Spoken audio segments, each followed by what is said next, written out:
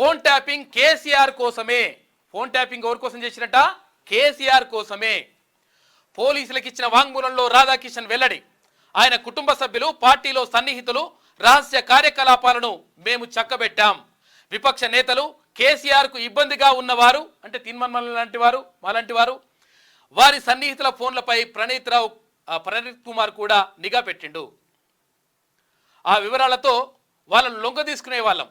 చిన్న విమర్శ చేసినా పెద్ద ఆయనకు చిరాకు. ఈయనకు చిన్న విమర్శ చేసిన నచ్చదట కాకకు. అందుకని ఎవరైతే ప్రశ్నిస్తారో, ఎవరైతే ప్రతిపక్షంగా ఉంటారో వాళ్ళ ఫోన్లు ట్యాప్ చేసేసి వాళ్ళని ఇబ్బంది పెట్టేటోళ్ళు వీళ్ళు, ఈ బ్యాచ్.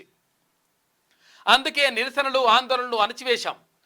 దేశాలన్నీ సిపి ద్వారా వచ్చేట్టు చూసుకున్నాం. వెల్లడించిన టాస్క్ ఫోర్స్ మాజీ డీసీపీ రాధాకిషన్. లోక్సభ ఎన్నికల తర్వాత ట్యాపింగ్ కేసు పార్ట్ 2 ఉంటుంది అని చెప్పేసి తెలుస్తూ ఉంది. మొత్తం మీద ఎవరి కోసం చేసినారు అంటే ఫోన్ ట్యాపింగ్ను కేసీఆర్ కోసమే చేసిన అని చెప్పేసి అక్కడ రాధాకిషన్ రావే ఒప్పుకుంటున్నాడు. స్పెషల్ ఇంటెలిజెన్స్ బ్రాంచ్ కేంద్రంగా సాగిన ఫోన్ ట్యాపింగ్ కేసులో తొలిసారి మాజీ సీఎం బీఆర్ఎస్ చీఫ్ కేసీఆర్ పేరు వెలుగులోకి వచ్చింది. కేసీఆర్, ఆయన కుటుంబ సభ్యులు, పార్టీలో ఆయన సన్నిహితులు వ్యవహారాలను చక్కబెట్టేందుకే తామంతా కలిసి పనిచేశామని టాస్క్ ఫోర్స్ మాజీ డీసీపీ రాధాకిషన్ రావు పోలీసులకు ఇచ్చిన వాంగ్మూలంలో తెలిపారు. ఫోన్ ట్యాపింగ్ ద్వారా ప్రణీత్ కుమార్ అందించే వివరాలలో కేసీఆర్ రాజకీయ ప్రత్యర్థులను, వారికి ఆర్థిక సాయం అందించే వారిని బెదిరించి లొంగ తీసుకునేవారమని, సివిల్ తగాదాల్లో సెటిల్మెంట్లు చేసేవారమని, ఎన్నికల్లో వారి నగదు తరలించినకు అడ్డుకునేవారమని చెప్పారు. బీఆర్ఎస్ డబ్బు రవాణాకు సహకరించే అంటే ఏం చేసేటోళ్ళంటే ప్రతిపక్షాలు ఎవరన్నా డబ్బులు పంపిణీ చేస్తూ ఉంటే మన ఫోన్లలో మాట్లాడుకుంటూ అవి ట్యాబ్ వేసేసి దాన్ని మనం పోయి అడిగిపోయి పట్టుకుంటారు.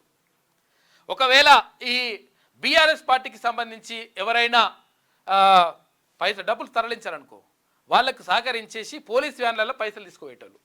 ఇక ఇటువంటి కథ చేసినట్టు, ఇటువంటిది ఘనకార్యం ఎరగబెట్టిన అని చెప్పేసి ఆయన రాధాకిషన్ రావు చెప్తున్నాడు. ఇటువంటి లంగా కథలు నడిచినాయి. కేసీఆర్ ఎందుకు నోటీసులు ఇవ్వరు? కేసీఆర్కి ఎందుకు నోటీసులు ఇవ్వరు? ట్యాపింగ్ కేసులో స్పష్టంగా కేసీఆర్ పాత్ర. ఇది రాధాకిషన్ రావు స్టేట్మెంట్లో ఉంది. కేసీఆర్ను కాపాడేందుకు ఓ మంత్రి చీకటి ఒప్పందం. బీఆర్ఎస్ మనిషికే కరీంనగర్ కాంగ్రెస్ ఎంపీ టికెట్. నేను, రేవంత్, హరీష్ ట్యాపింగ్ బాధితులమని చెప్పేసి బండి సంజయ్ అంటా ఉన్నాడు. కేసును సిబిఐకి అప్పగించాలని చెప్పేసి బండి సంజయ్ డిమాండ్ చేస్తున్నాడు. ట్యాపింగ్ కేసును మాకు ఆపాదిస్తున్నారు. బీఆర్ఎస్ పై ఆరోపణలు చేయకుండా పార్టీలను అడ్డుకోండి. హైకోర్టులో బీఆర్ఎస్ పిటిషన్ దాఖలు చేసింది. చూడిగా మాకు ఆపాదిస్తున్నట్ట, లేకపోతే ఎవరి కోసం చేసినారు? కాళేశ్వరం ఏమైనా ప్రాబ్లం వస్తేనేమో అది ఇంజనీర్ల తప్పంట. ఇక్కడ ఫోన్ ట్యాపింగ్ ఏమో పోలీసుల కోసం చేసిండ్రంట.